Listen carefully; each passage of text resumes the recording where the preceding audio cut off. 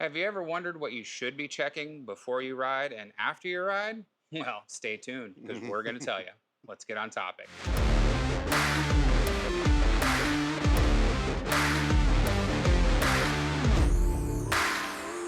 Hey, everybody, it's Thomas with Get Out Arizona, and you're watching another great episode of Toolbox Topic. I'm joined once again by my co host, Brandon Van Leeuwen. Brandon, Well, how the hell are you? I'm good. Right How are on. you? Oh, man. Guys, remember what I said? The voice sounds a little funny. Scars right there. I'm 5 days after surgery, so I know. Glutton for punishment. We'll try to get through That this looks like one. kind of like a broken bottle, jagged edge, Yeah, though. I'm gonna have a good story to tell when people ask me about the scar. Something different for every person. So, but we'll Well, try to glad you get made it through. out. Yeah, I didn't take any pain pills this morning, so I have no excuse for my idiocy except just it's natural. And those who've been watching the channel long enough know. So hopefully here in the next 3 weeks, I'll be back on the bike and yeah, able to eat solid food again. That's what I miss the most. It's been protein smoothies since Saturday, and it sucks. Let me tell you. So, once again, we're at the Trek Bicycle Store, West Phoenix, where the cool kids hang out. Yeah, and me, broken old man. And today we are going to talk about items you should be checking before your ride and Right? after your ride. Not only to ensure mechanical soundness, but safety too, because if some of these things happen to fail Absolutely. while you're riding, it could be a safety issue. So For sure. I'm going to let Brandon take it All away, right. and then I might add a couple here of certain things that I check. So, Brandon, Okay. go. Very good. Well, if we're talking about our pre-ride checklist, mine is very short.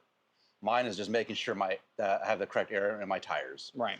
So most of the work that I do is after my ride. Okay. Or at least before my next ride sometime. Right. I'm not doing that right before the stuff before my next ride.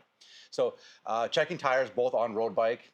Road bike is very essential because that high pressure, low volume, I'm always talking about high pressure, low volume, Right. that has a tendency to leak out much quicker than these bigger tires here.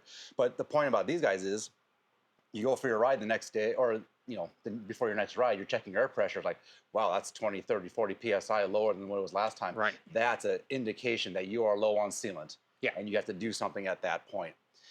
We also want to make sure that air pressure is up to spec because we don't want to be smacking wheels on rocks. We want to make Correct. sure that you're taking care of your equipment, namely your wheels and your tires. Tires under low pressure, they can burp off if you're under too low of pressure, or you can do damage to the sidewalls if you hit them on rocks. So, again, my pre-flight is very short.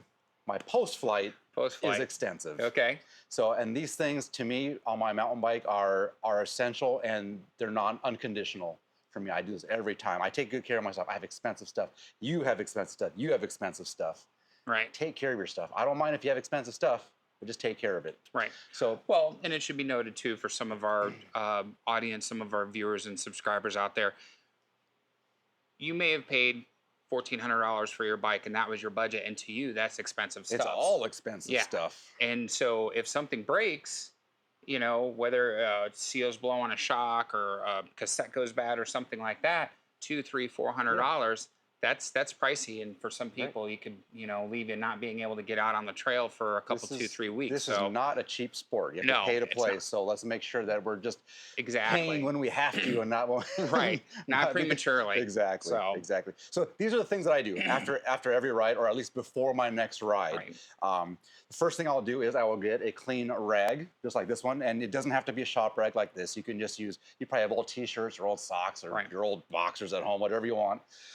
I will always take care of my stanchions on my fork Yes. and on my shock. Just get this guy before you do this. It'd be a great opportunity for you to check if there's any moisture building up around the seals. If it's just dry dust, that's fine. Just go ahead and wipe off the stanchions, get all that dust off there.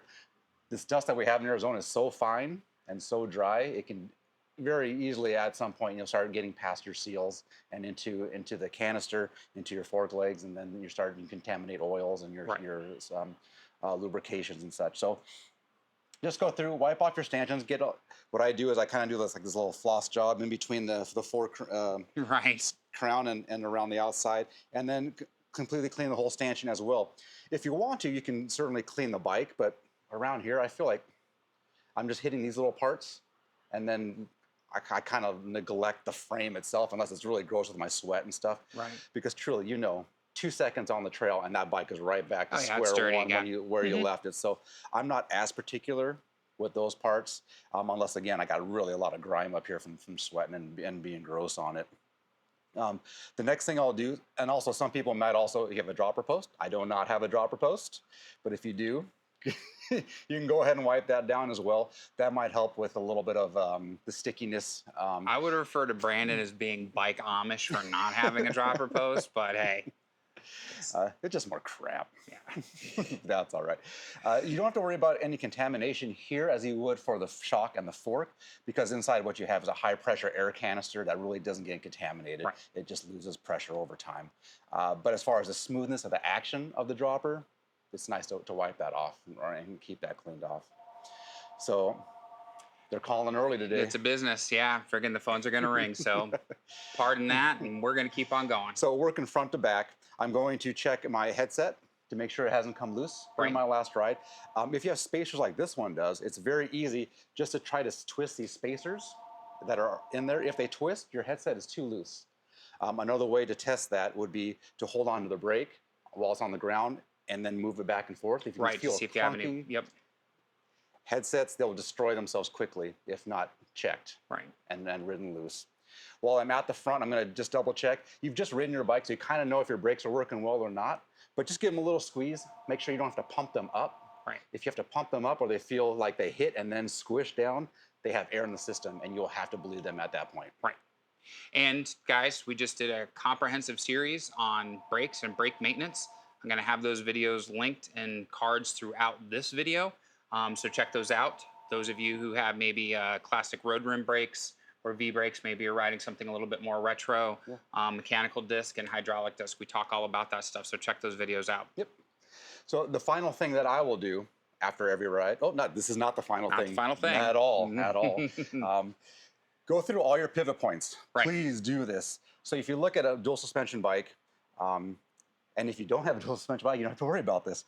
But we have all these pivot points. Every one of those has a bearing or a bushing, a bolt, something on them. Whatever it is, if it's ridden loose, it will destroy itself quickly. You think the repetition of mountain biking, where every bump that part is flexing, it will destroy itself rather quickly.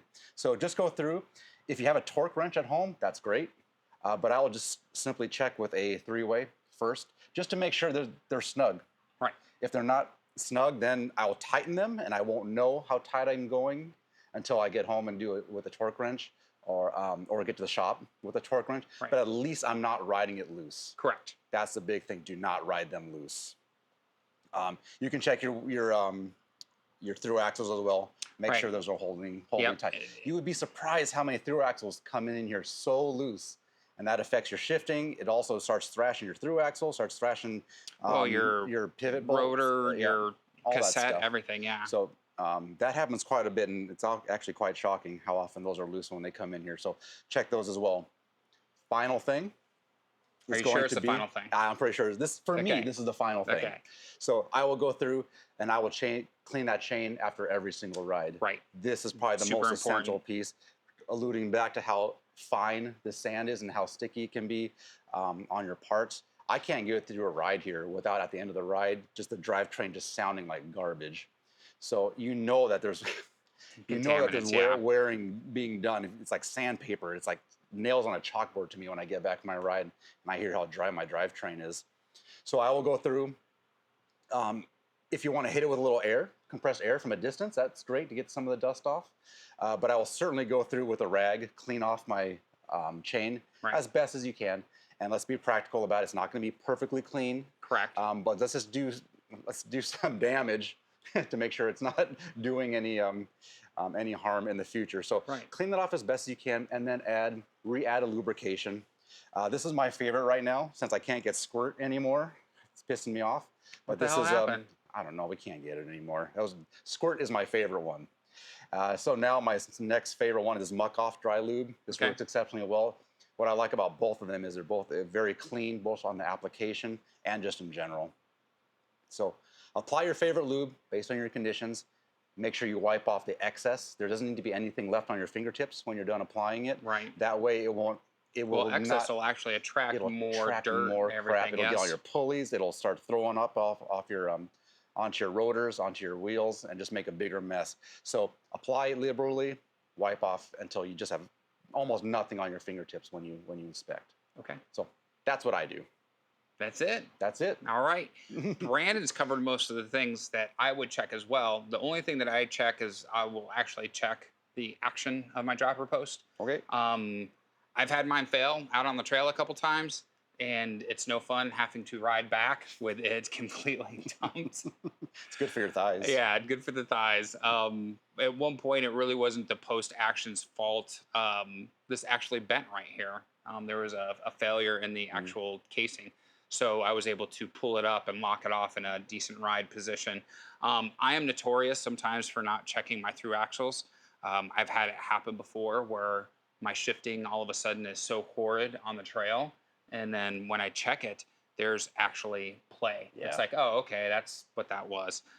Trek's nice because I don't think they have it on this one, but on mine, I have that little insert tool. So you can just, and then give it the goods. So checking front and back, definitely. Lord forbid that were to come really loose while you're riding and your rear tire lock up at the wrong time. That could cause some substantial issues. And then Brandon doesn't carry all the crap that I carry. I've got a frame bag from Rogue Panda. I make sure that I have a tube in there, even though I'm tubeless, in case the puncture's too large. Now I'm using the goop, so I make sure I have a can of goop inside there. And I'm, just in case, I have my trauma kit in there, guys. So I make sure that I have everything I need to do a repair for myself, help a fellow rider or hiker that I might see out on the trail. I never want to be in a position where I reach for those items and either they're expired or I used one and then, I didn't take the time to replace it. So other than that, pretty much same stuff, Brandon. I mean, all of us have that. Right. That routine. And if you don't, you should. This will save you money in the long run, for sure. And it'll save you headaches, hopefully avoiding a mechanical malfunction when you're 6, 7, 8 miles into the ride and pushing your bike back ain't no fun. That's for darn sure. Right. So. And I'll say also that my routine is also based off an awareness over the long term. Like I know where my pads are at. I know the condition of my tires. Yes. I know the last time I had my my fork and shock serviced. So those things are already in the back of my head. I don't have to go through that every time. It's an overall awareness of your equipment. Right. So then all you have to do is kind of the quick stuff. Yeah. And get that done before your next ride. Yeah, because the more you care for your bike, the more it's going to care for you, so to speak. And in the long run, again, it'll add longevity to the parts, your wear parts, which is going to mean more dollars in your pocket. Yep. So definitely, if you can avoid replacing these items prematurely, that's what you want to try to do. So, all right, anything else? Man, short and sweet today, guys. All right, like, subscribe, bell notification icon. Why? Helps out the channel, helps out the video, the trifecta we love so much here. There's going to be some links down below. The most important one's going to be to Trek Bicycle Stores of West Phoenix. Brandon and his crew are eager to help you. All right. If you have any questions, well, maybe not eager, but they'll help you. They'll do a good job. If you have any questions about today's video, you can comment down below and we'll answer those for you. Or you could just give the shop a call. If you're local, stop on in. They'd love to hear from you. We have Instagram, TikTok, Facebook, the devil's work, but it's important to get the word out for Get Out Arizona. So show us some love there on the social media. We have group rides, group hikes, a lot of fun to do.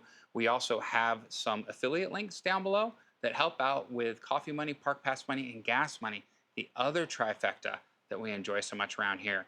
You can make a qualifying purchase. It doesn't cost you a dime, but it gives us a little bit extra coin in our pocket for those long road trips, Even though I'm still drinking decaf, guys, I like my dirty water with creamer. That's what it is. I'm addicted to the French vanilla creamer. So, yeah. So that's something in it. It is. It's something. All right, my friends, we're gonna go ahead and Jesus, Mary and Joseph. All right, that's how you go out. We almost made it. There we go. If that's not a sign from above, I don't know what is. So, all right. On that note, my friends, seriously, what do we say at this point? Be kind to yourself and others. Be amazing stewards out on that trail. And we have to ask, what are you waiting for? Get out Arizona. That's right. Lord. We'll see you on that next adventure. Take care, everybody. Brandon, we'll see you next week, take care of that hole in your neck. Oh, yeah. Friggin' air. And I thought I was going to be dogging like this, but everybody lucked out. All right. All right. We'll talk to you soon, guys. See ya.